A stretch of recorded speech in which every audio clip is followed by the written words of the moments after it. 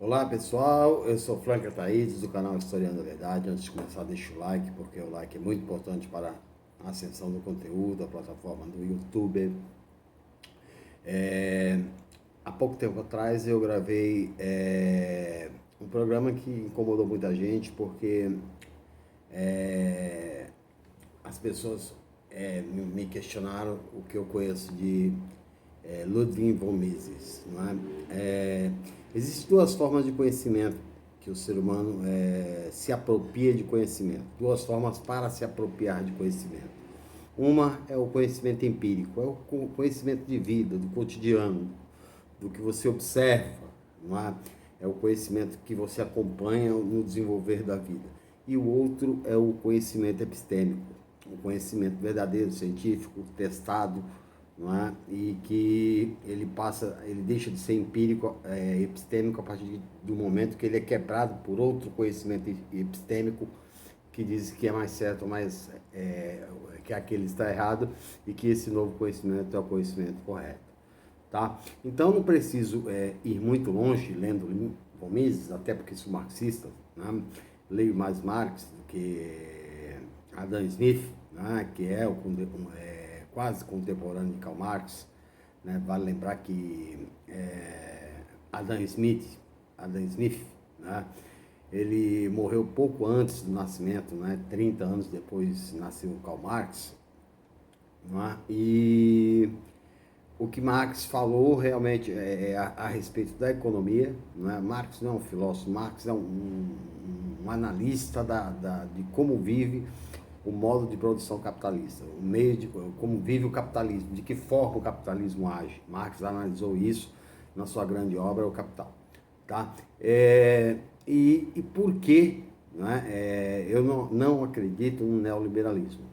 É simples, porque o neoliberalismo, onde foi aplicado, não deu certo. Isso é um conhecimento empírico, tá? É visto. Não é?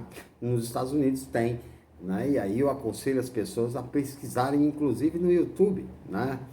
Canais sérios que não são comunistas, né? Porque para muitos, né, o que não Bolsonaro ou o que não é de direita é comunista. Né? Se você perguntar o que é comunismo, eles não sabem definir o que é comunismo, mas dizem que é comunismo. Não é? Porque o país agora também não está decolando, não é? É óbvio, não é, que o neoliberalismo prega o Estado mínimo, né, o Estado como não interventor no cotidiano da vida pública, e o país não tem um projeto de desenvolvimento. Como é que vai haver crescimento para o país? Tá? O país, qual é a proposta que esse governo apresentou sobre saúde, educação, desenvolvimento urbano, desenvolvimento rodoviário, ferroviário, né, restabelecimento de melhoria de aeroportos, né, de construção de escolas, construções de hospitais? Qual foi o plano que esse governo apresentou? Nenhum.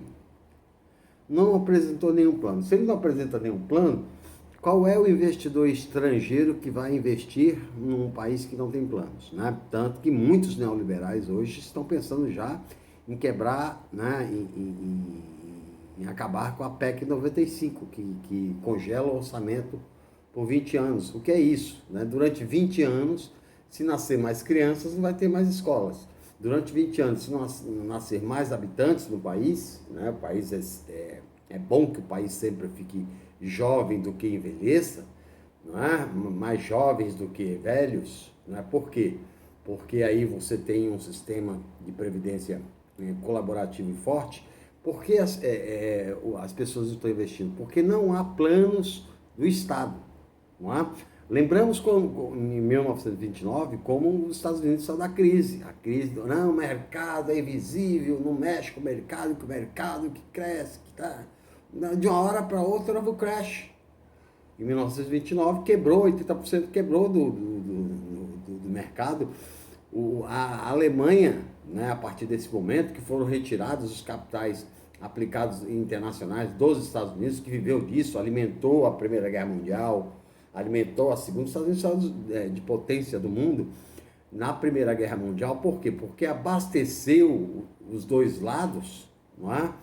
não entrou no final para ajudar a decidir e saiu como superpotência global, tanto que o dólar é a majoração das relações econômicas mundiais. Tá? E vou falar mais na frente porque hoje há também uma confusão em relação a isso. Maynard Keynes, né, o keynesianismo, que foi responsável pela retomada do desenvolvimento dos Estados Unidos. Por quê? Investimento no setor público, né, em malha ferroviária, em rede ferroviária, aeroportos, né, em rede de transportes fluviais, né, em construções habitacionais, uma série de investimentos públicos que deram credibilidade, deram segurança aos investidores, né, montarem seus negócios para poder, né, participar do desenvolvimento público do país. A mesma coisa foi em 2002, quando o Brasil foi assumido pelo governo, em 2003, foi assumido pelo governo Lula, né? A carga tributária era 36% e as reservas cambiais eram de pouco mais de 50 bilhões, porque o FMI havia emprestado porque o Brasil não tinha reservas cambiais, tá? E foi galgando um desenvolvimento econômico, porque se descobriu, né, ou já se sabia, né, que a melhor forma de crescimento de um país, porque por isso a China crescia e parou de crescer agora também, que colocar dinheiro na mão do pobre é que leva o país a se desenvolver, porque o pobre, o que ganha, gasta.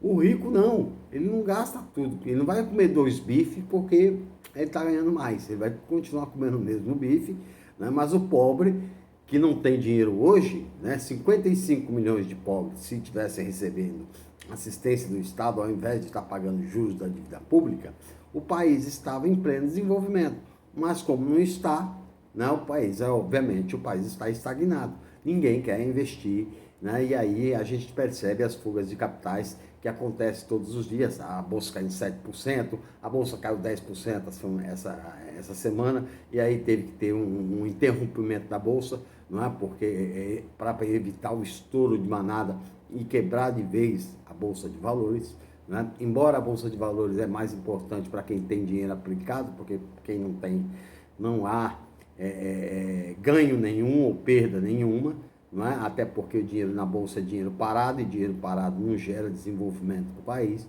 mas as pessoas continuam acreditando nisso, tá? Hoje há em disputa no mundo, não é o coronavírus, né? O coronavírus é uma doença que ela tem letalidade maior em pessoas doentes, pessoas mais velhas, idosas, é óbvio que tem que ser controlado, mas há uma disputa hegemônica entre o capitalismo e o comunismo chinês, comunismo chinês com viés capitalista, porque existe capitalismo na China, só que só sob controle do Partido Comunista. Há uma hegemonia porque no século XVI Portugal era a potência econômica marítima, né? No século XVII a Espanha, no século XVIII, XIX a Inglaterra, no século XX Estados Unidos, e está havendo uma possibilidade agora que no século XXI, muito em breve, a China seja o país mais rico do mundo, tá? E por que a China cresceu?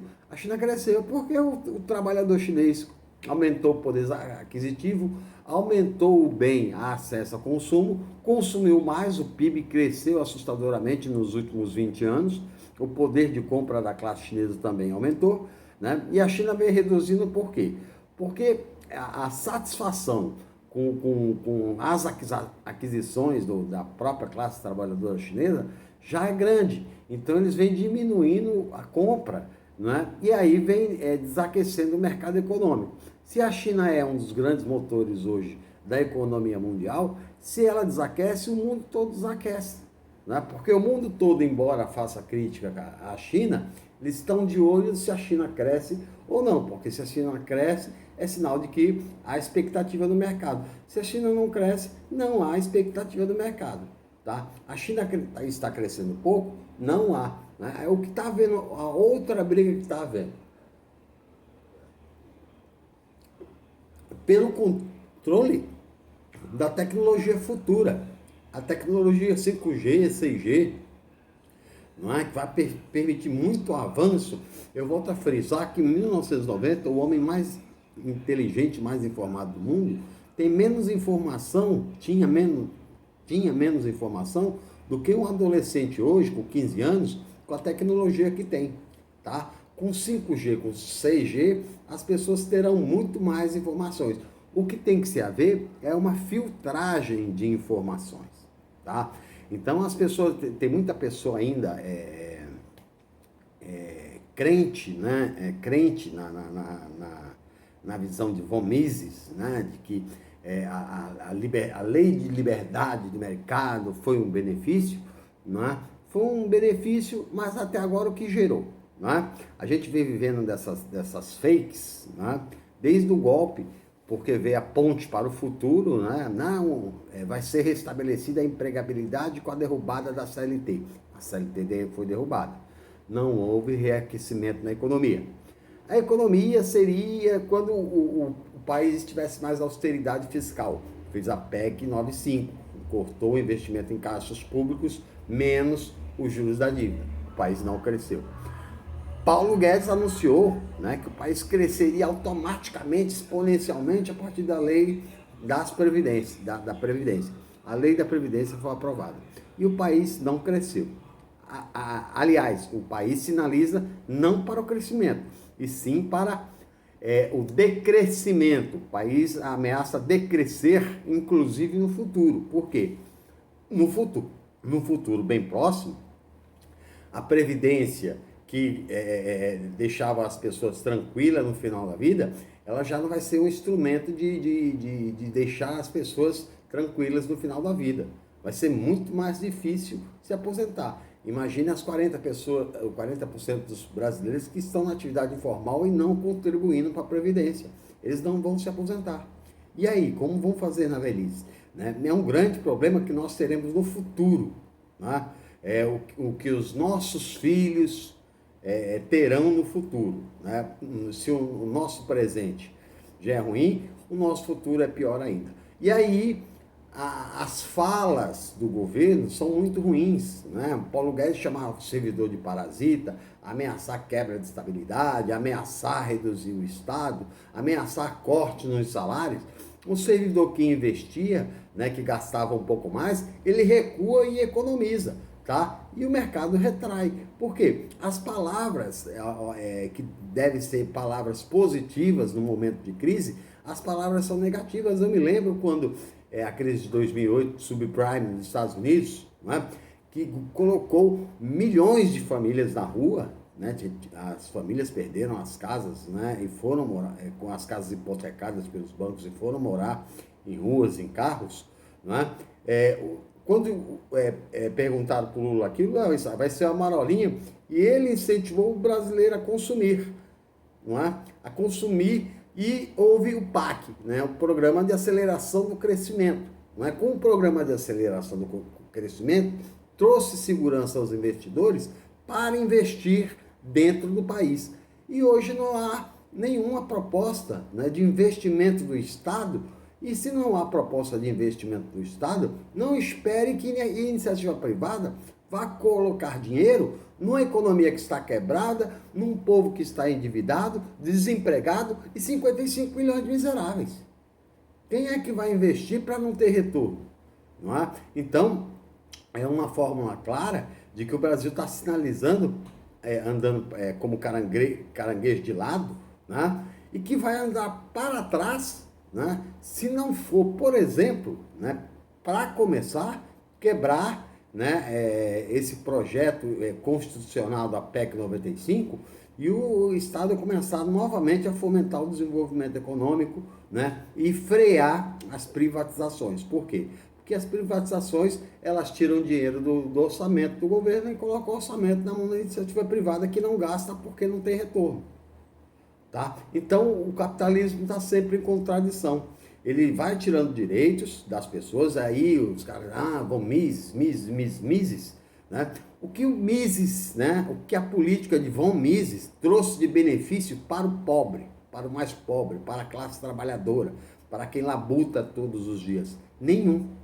Ela só trouxe benefícios para os ricos, né? Por isso que, com todas as atrocidades ditas pelo presidente da República, pelo ministro da Educação, pelo ministro da economia, não trouxe ainda uma queda desse governo. Por muito menos, por uma pedalada fiscal, a Dilma caiu. Esse não cai, mesmo ameaçando, né, os poderes. Por exemplo, dizer do orçamento impositivo, o próprio Jair Bolsonaro votou a favor do orçamento impositivo. E agora ele é contra. Ele é contra por quê? Se ele votou a favor. Não é? É porque ele agora é presidente. Se ele não fosse presidente, ele iria votar. E por último, né, a gente tem que começar a parar com essa propagação de ódio, porque um governo de direita ele não vai durar muito tempo. Ele não dura a vida toda. Né? Um dia ele acaba. E aí, vocês esperam que se entre um governo progressista, haja o mesmo tipo de tratamento? Ah, vá para os Estados Unidos, porque aí você volta preso, algemado dos pés, as mãos para casa. Ah, vá para o Afeganistão, que é capitalista agora. Vá para o Iraque, que está tentando desenvolver o capitalismo. Né? Vá trabalhar 16 horas nos Estados Unidos e morar na rua, doar 2 vezes sangue por semana. Procurem os documentários da BBC de Londres, que não é comunista. Né? Aliás, Winston Churchill foi o primeiro a se levantar contra Stalin depois da Segunda Guerra Mundial, mesmo tendo sido socorrido na Segunda Guerra. Né? Está acontecendo uma cortina de ferro na Europa. Né? É o comunismo. E foi Churchill quem disse, o mesmo Churchill que que condenou, né, Alan Turing a castração química por ser homossexual e por ter quebrado os códigos da Enigma, antecipando os ataques dos alemães aos ingleses. Tá? Salvou 10 milhões de vidas, ajudou a encurtar a Segunda Guerra Mundial e como prêmio ganhou a castração química e depois se suicidou devido à depressão causada pela castração química. Ok? Essa foi a minha participação e até a próxima.